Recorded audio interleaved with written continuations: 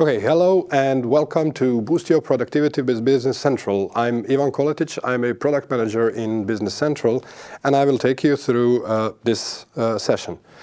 The agenda today is sort of split in two parts. First, we'll talk very briefly about some of the user experience improvements we have in our mobile client. There's also a dedicated session for that later on. I'll reference it in the deck. And after that, we'll talk about some of the improvements that were brought in 2024 Release Wave 1 in the web client. So let's start with quick improvements that we've added to a mobile client. As you can see on the screen, on the right part of the screen, we've added access to worksheets from our mobile client. So you can now access worksheet pages. You can see the header details, you can see the line details, and you can actually also see the fact boxes and the footer details of the worksheet pages. So there's no limitation anymore of looking at worksheet pages from version 24. Another thing that we are making with 2024 Release Wave 1 is we are making Modern Action Bar that we introduced 3 releases ago mandatory. Apart from making it mandatory, you will see there are some minor improvements that have been also added to the overall action bar to sort of lower the impact and lower the impact of the change of making the Modern Action Bar experience mandatory. All of our users, when they upgrade to version 24, will get a call out that will explain and point to a video that runs through the changes that are being introduced with Modern Action Bar. Apart from all the goodness that a Modern Action Bar brought, like 3 releases ago, like a very flexible personalization, optimized layout of the action groups on the pages, and introduction of the split button, the 2024 Release Wave 1 version of the action bar also has, as you can see, a couple of these new icons. So we've added a Copilot icon. We've also spared some of the captions to accommodate for space in the action bar. And if you belong to the category of people who still want to keep the things the way that they are, each and every user in the My Settings page will have an option to opt out of the Modern Action Bar experience. The other thing that is worth to note is that the admins also have a way of enabling or disabling that for all the users.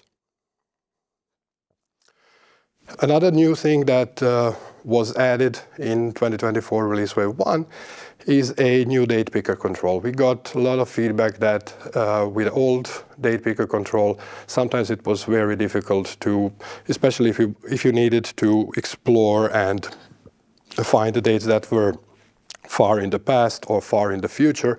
And we know there are scenarios when these things are needed.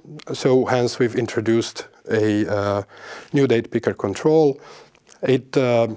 It sort of has a similar set of shortcuts that the old one had. It is aligned with the date picker controls used in other Microsoft products, which means if you know how to use the date picker control, I don't know, in Word, Excel, or somewhere, you'll be able to use it in here. 2024 Release Wave 1 also introduces adds action to sort of a platform-generated errors. Once these errors occur and there is no partner, and Microsoft as well, we have a ton of old legacy code. And a couple of releases back, we started introducing actions to error dialogues and to inline validation dialogues. And the problem with the legacy code is that there is so many places where various validation errors are shown, and so on. So we thought, how do we make that legacy code base also actionable for the end users, because we saw that these things are very useful in unblocking the users. So with this release, you actually do get actions for all of those legacy platform generated errors by default, with no uptake in your extensions or with no additional effort on the developer side to get those actions. You will see them actually how they look like in a demo. Another thing that we've noticed is that there's a category of errors where Business Central can help, either by navigating the user to a page where they can actually fix the error, or by providing an action that can fix the error. But there are cases where the user simply doesn't have permissions or needs help from another user to get unblocked. And with this release, we are providing an easy way to share details about the error messages, be it through Teams or via email. So let's say that you want to ask for help from your colleague or from subject matter expert or an admin. You would actually go and click Share to Teams to quickly explain where you encountered the errors and what the error was, together with these details. What this does, it actually helps reduce the amount of the time that a person who is supporting you, be it your admin or your partner, needs to spend in analyzing where that error occurred and what was the context of that error where it occurred. There are a few other things, a few minor things that I think is good to mention and good to know. In the help and support page, in many of these support scenarios, what a support person is usually going to ask the user is to provide like the 3 basic details in order to identify the tenant, in order to identify the environment and the company that the issue has occurred. So with this release in the help and support page, you have a very easy way of copying that information and sharing that information with the support teams. We've also, a couple of months back, we have also updated our keyboard shortcuts PDFs. I know these are very popular with users. Some of them actually have them laminated to get a quick overview of the shortcuts, especially those productive users that want to do everything with a keyboard. And one last thing that I wanted to mention in here is that there was also one feature that was planned for the April release, which got a bit postponed, and that is the multiple file uploads that is actually coming in one of the upcoming minor releases. And with that, let's switch to demo and see all of these things in action. For the demo on Action Bar, we'll start in My Company. This is to show you Modern Action Bar callout that some users will receive when they upgrade to 2024 Release Wave 1. The callout is informing existing users of changes in Action Bar. The callout will be shown just once, only if existing users have teaching tips enabled, only in existing production environments and existing production companies. This way, existing users can review changes introduced by Modern Action Bar. As for all new users, Modern Action Bar is turned on by default.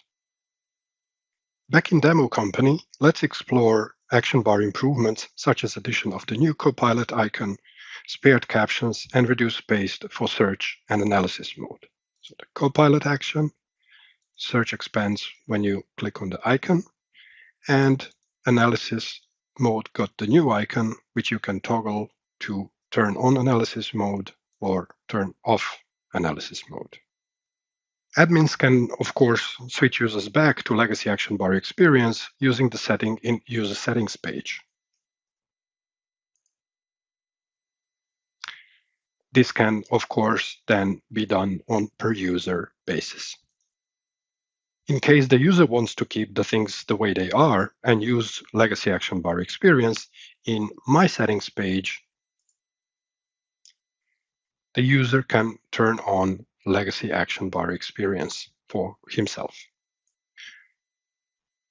Clicking on Work Date reveals the date picker control that is now aligned with other Microsoft products and allows for easy exploration of dates that are further in the future or past.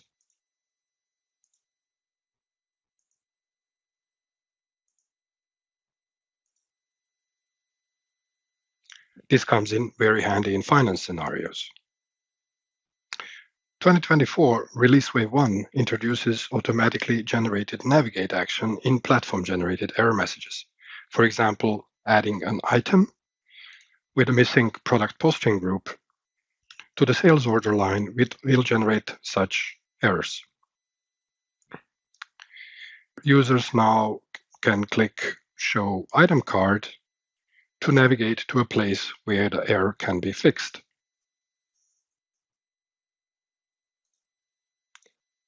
This is, of course, true if the user has permissions to do that. In case user does not have the permission, user can now get unblocked by sharing details over Teams. For example, to ask a colleague or a subject matter expert in his company about the error. Sharing error details is not only available in inline error messages, but also in the dialogues. When you encounter an issue where admin or partner help is needed, the user can get blocked by sharing details over email as well.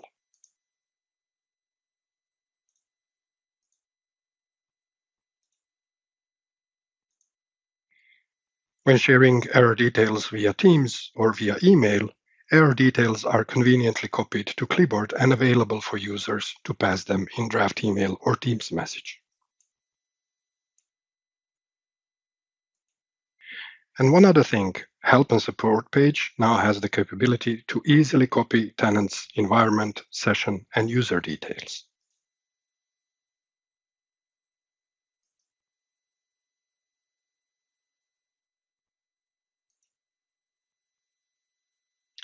This is useful where asking for help externally and help partners managing multiple customers easily identify who is reporting the problem, where exactly the problem occurred, and what the problem was, and find the issue quickly in telemetry.